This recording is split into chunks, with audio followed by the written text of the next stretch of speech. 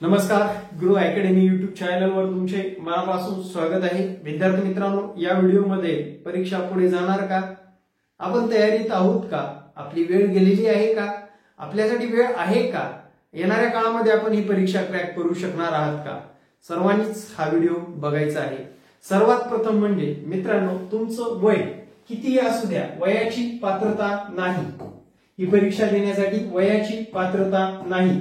तुम्हाला शिक्षक व्हायचं असेल तर पात्रता आहे मित्रांनो। ज्या विद्यार्थ्याला शिक्षक व्हायचं आहे त्या विद्यार्थ्यांसाठी ओपन विद्यार्थ्यांनी 38 वर्षापर्यंत शिक्षक होता येतं आणि कास्टच्या विद्यार्थ्यांनी 43 वर्षापर्यंत शिक्षक होता येतं। कोरोनामुळे 2 वर्ष वाढवून दिले होते, पण भविष्यामध्ये ते देतील असं वाटत नाही आणि देणार पण नाही।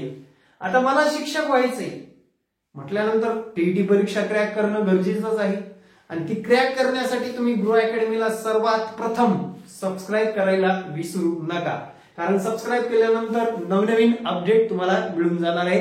सेल्फ स्टडीला नक्कीच मदत सुद्धा होणार आहे आणि ज्या विद्यार्थ्यांना मार्गदर्शन पाहिजे त्यासाठी माझा संपर्क क्रमांक येथे दिलेला आहे। या संपर्क क्रमांकावर व्हॉट्सअप करा। दर्जेदार आणि महाराष्ट्रामध्ये विद्यार्थी मित्रांनो सर्वाधिक रिझल्ट देणारी आपलीच अकॅडमी आहे मित्रांनो। माझा संपर्क क्रमांक 9665484048। मागच्या परीक्षेमध्ये सुद्धा अनेक विद्यार्थ्यांना यशस्वी केलेलं आहे। विद्यार्थी मित्रांनो, लक्षात घ्या, परीक्षेला समजून घ्या। परीक्षा ही अगोदर ऑफलाईन व्हायची, आता ती ऑनलाईन होणार आहे। म्हटल्यानंतर तुम्हाला ऑनलाईन स्टडी करणं सुद्धा तेवढंच महत्वाचं झालेलं आहे। मला रोजचे कॉल येतात, सर माझी समस्या अशी आहे, मला वेळच नाही, तर तुम्ही पास पण होणार नाही। माझं स्पष्ट उत्तर असतं, मी स्पष्ट बोलणारा कार्यकर्ता आहे मित्रांनो। जे सत्य आहे ते मांडणारा कार्यकर्ता। तुम्ही जर घाबरून घरात बसलात, शिक्षक भरती आली, तुम्ही परीक्षा पास नसाल तर तुमचा शिक्षक भरतीमध्ये नंबर लागणं खूप अवघड होणार आहे मित्रांनो। आपण आता सध्या काम करतोय किती 8, 10, 15 हजारापर्यंत, जास्तीत जास्त आपल्याला 20,000 पगार आहे, पण त्या पगारामध्ये आपल्याला 80,000, 90,000, 1,00,000 एवढी वाढ करायची असेल तर परीक्षा पास करणं गरजेचं आहे। दुसरा मुद्दा म्हणजे तुम्हाला एखाद्या संस्थेने आमिष दाखवलेली आहे की बाबा तू टीईटी क्रॅक कर, येत्या काळामध्ये तुला अप्रूव्हल काढू, तुझा पेमेंट मध्ये वाढ करू, तुला परमनंट करू। त्या एक लोकाला गरजेची आहे टीईटी पास करणं। पण विद्यार्थी मित्रांनो, एक हात जोडून विनंती आहे माझी, तुम्ही जर नवीन फ्रेशर असाल, कुठल्याही आमिषाला बळी पडू नका, आपल्या आई वडिलांचा पैसा वेस्ट करू नका, कारण येत्या काळामध्ये फक्त आणि फक्त पवित्र पोर्टलच्या माध्यमातूनच शिक्षक भरती होणार आहे। त्यामुळे तुम्हाला या परीक्षा क्रॅक तर करावीच लागेल। पवित्र पोर्टलला नोंदणी केल्याशिवाय तुम्हाला शिक्षक होता येणार नाही, कारण तुम्ही पाहिलेलं असेल 2021, 2022 आणि 2023 शासनाने महाराष्ट्र परीक्षा परिषदेमध्ये जेवढे घोटाळे झालेले होते ते सर्व बाहेर काढले, त्या लोकांना अपात्र केलं, त्या लोकांना शिक्षक भरतीमधून बाद करण्यात आलेलं आहे। आपण वेळोवेळी त्याचं अपडेट घेत आलेलोच आहोत। आता राहिला मुद्दा म्हणजे मराठीचा आणि इंग्रजीचा। मराठी माध्यमावर अन्याय, इंग्रजी माध्यमावर अन्याय, कुणावरच कसलाच अन्याय होणार नाही मित्रांनो।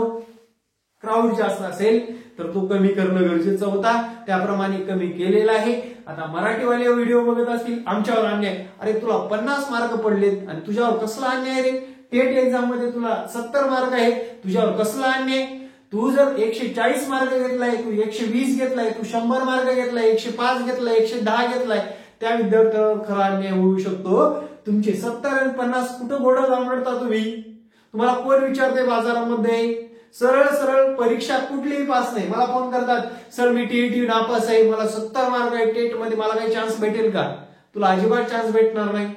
तुला टीईटी मध्ये पात्र तर व्हावंच लागेल, टेट मध्ये सुद्धा चांगले गुण घ्यावेच लागतील, तरच येत्या काळामध्ये शिक्षक म्हणून तुला मिळवता येणार आहे। तू पवित्र पोर्टलच्या माध्यमातून शिक्षक होता येणार आहे, स्पष्ट सांगतोय। तुम्ही वादेवादी कुणात करताय की विद्यार्थ्यांमध्येच वादावादी होत चाललेली आहे, विद्यार्थ्यांमध्येच एकमेकाला काय कमी लेखण्याचा प्रकार चालू आहे मित्रांनो। शासनाचा योग्य निर्णय असतो काही काही मित्रांनो। आपला मुलगा आपण इंग्लिश स्कूल मध्ये घालतो म्हटल्यानंतर त्यांना इंग्रजी शाळा, जिल्हा परिषदची इंग्रजी शाळा निर्माण करायच्या आहेत, त्यांना इंग्रजी माध्यमातून विद्यार्थ्यांना शिक्षण द्यायचं आहे. मी म्हणत नाही मराठी लोकांना, मराठी माध्यमाच्या लोकांना इंग्लिश शिकवता येत नाही, पण विद्यार्थी मित्रांनो मी म्हणत नाहीये की मराठी माध्यमावाले हुशार नाहीत, पण विद्यार्थी मित्रांनो क्राऊड जास्त झालेला आहे आणि शासनाला त्याच्यामध्ये बदल करायचा आहे. ही सत्य परिस्थिती तुम्हाला ऍक्सेप्ट करावीच लागेल. याच्याशिवाय विद्यार्थी मित्रांनो आपल्याला पुढले पावलं टाकता येणार नाहीत, लक्षात घ्या. आता त्यानंतरचा महत्वाचा मुद्दा आहे टीईटी परीक्षा पास करायची. सर आम्हाला टीईटी परीक्षा तुम्ही कोणत्याही माध्यमातून केला तरी चालतं, तुमचं माध्यम इथे मॅटर करत नाहीये, पण तुम्हाला येत्या काळामध्ये टीईटी पास करणं गरजेचं आहे. प्लस स्टेट मध्ये गणित बुद्धिमत्ताला जास्त महत्व दिलेलं आहे, ते विषय सुद्धा तुम्हाला आतापासून पक्के करणं गरजेचं आहे. तरच येत्या काळामध्ये आपल्याला या दोन्ही परीक्षा क्रॅक करून चांगल्या प्रकारे शिक्षक होता येणार आहे. मधला मार्ग कुठलाच उरलेला नाहीये, आता स्पष्ट करून सांगतोय. का विषय असा झालेला आहे मित्रांनो, आपल्याला आम्हीच दाखवतात तुमचं पोरग डीएड बीएड झाले, चला 20 लाख भरा, 15 लाख भरा, 25 लाख भरा, किंवा आपणच आपल्याकडे 20-25 लाख आहेत, चला आपण एखाद्या संस्थेवर जाऊन अख्ख्या पिढीची बर्बादी करूया. म्हणजे आपली लायकी नसताना आपण तिथे शिकवायला जातो. जे लायकीवाले आहेत, गरीब घरचे आहेत, परीक्षा पास करून बसलेले आहेत, त्यांना तिथे शिकवता येत नाही. मित्रांनो गरीब असो श्रीमंत असो, तुम्हाला या परीक्षा पास करणं इथून पुढच्या काळात महत्वाचं ठरणार आहे. बऱ्याच लोकांचं असं झालंय मित्रांनो, मला आता सातत्याने ते फोन येतात, सर मी 6 ते 7 वर्ष झालं काम करतोय एका संस्थेवर, मला टीईटी पास करायला सांगितले, टीईटी पास केली, टेट एक्झाम द्यायला सांगितली, टेट एक्झाम दिली, एमएसआयटी करायला सांगितली, एमएसआयटी दिली, पण मला तिथे अजून परमनंट करण्यात आलेलं नाही. मित्रांनो सर्वात महत्वाची, संस्था चालकाची अजिबात चूक नाही, तुमची चूक आहे. तुम्ही त्यांच्या पात्रतेचे मार्क घेतलेले नाही. सर माझं जुगाड आहे एखाद्या संस्थेमध्ये, मला फक्त ही परीक्षा क्रॅक केली की मला लगेच परमनंट करणार. चूक, तुला परमनंट करत नाही, लिहून घे आताच. तू तुझ्या जीवनाचा वेळ वाया घालवू नको. सरळ सरळ आता परवा दिवशी एक अनुभव सांगतो मित्रांनो, 42 वर्षाचा मनुष्य, सर मला परमनंट करतील का, मला टेटच पास करावी लागेल. मित्रांनो म्हणलं 43व्या वर्षी टीचर भरतीमध्ये समाविष्ट होता येत नाही, त्यामुळे तुम्ही ज्या संस्थेत आहात तिथेच तर एक राहू शकता, संस्था सोडून दुसरा व्यवसाय करू शकता. ही आपल्या आत्ताच्या कंडिशन मधली रियालिटी आहे मित्रांनो. माफी असावी, कुणाला वाईट वाटलं असेल, पण सत्य परिस्थिती मांडण्याचा प्रयत्न केलेला आहे. मी स्वतः अभ्यास केलेला आहे या गोष्टीवर. बऱ्याच लोकांनी 9-10 वर्ष एखाद्या संस्थेवर फुगट केले, अजून त्यांच्याकडे परमनंट नाही, अप्रूव्हल नाही. त्यामुळे सांगतोय या परीक्षेवर न्यू फ्रेशर लोकांनी जास्तीत जास्त भर द्या.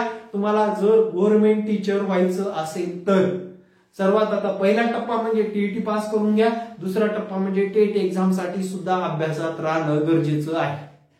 ठीक आहे, रडत राहू सारखं मला जॉब आहे, मला नोकरी आहे, मी घर सांभाळतो, मला लहान मूल आहे, त्याच्यासारखं जर करत बसलात तुम्ही ही परीक्षा क्रॅक करू शकत नाही.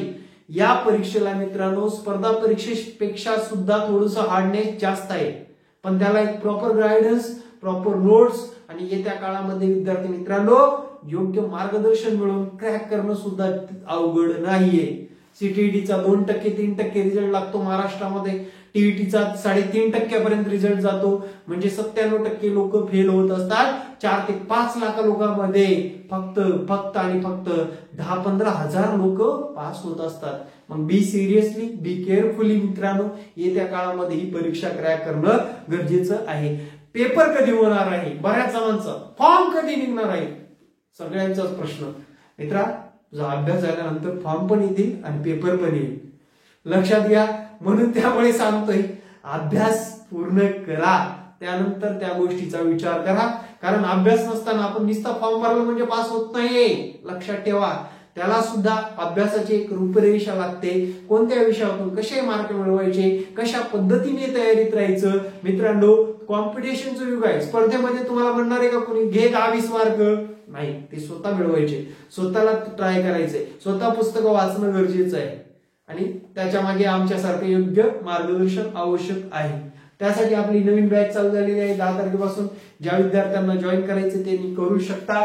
तुमचा पेपर हा मार्च किंवा एप्रिल, मार्चच्या एंड मध्ये किंवा एप्रिलच्या पहिल्या आठवड्यात होण्याची दाट शक्यता आहे। त्यामुळे विद्यार्थी मित्रांनो तयारीत राहा। फेब्रुवारीमध्ये फॉर्म भरले जातील आणि येत्या काळामध्ये परीक्षेचं नियोजन होईल। IBPSच्या मागचा लोड विचारात घेता फेब्रुवारीमध्ये एक्झाम होणे शक्य नाही। Thank you very much. भावना दुखावल्या असतील तर कमेंट मध्येच मांडा, कॉल करायची वाटत जाऊ नका। सत्य परिस्थिती मांडण्याचा विचार केलेला आहे। हा माझा संपर्क क्रमांक व व्हॉट्सअप क्रमांक आहे। व्हॉट्सअप क्रमांकाला व्हॉट्सअप तुम्ही करू शकता। Thank you very much. जय हिंद मित्रांनो, भेटू नेक्स्ट व्हिडिओ मध्ये। जय हिंद, जय महाराष्ट्र, धन्यवाद।